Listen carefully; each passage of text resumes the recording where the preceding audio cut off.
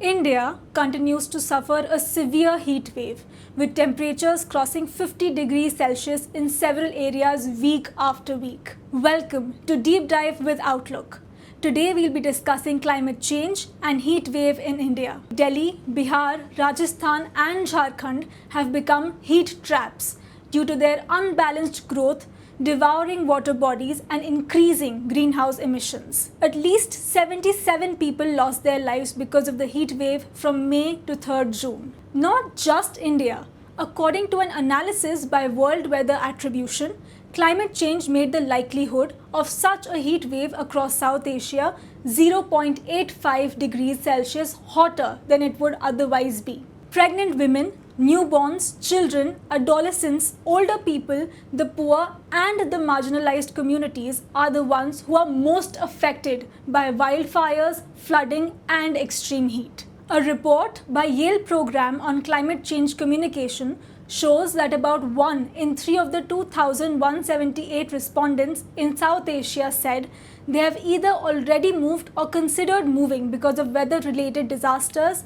such as extreme heat, drought, sea level rise and flooding. Rivers eroding banks in Bangladesh, flooding in Pakistan and India, melting glaciers in Nepal, rising seas in India and Bangladesh, periods of unusually dry months followed by heavier than normal rains on rice and tea estates in Sri Lanka, cyclones and inhospitable temperatures across all countries are contributing to climate-induced migration. In 2021, the National Family Health Survey data showed that over half of the women and children living in disaster-prone areas were at high risk. Studies have also shown that rising temperatures have also been linked to higher incidence of stillbirth and premature births in India. Women are also found to be more susceptible to extreme temperatures, specifically heat, in comparison to men.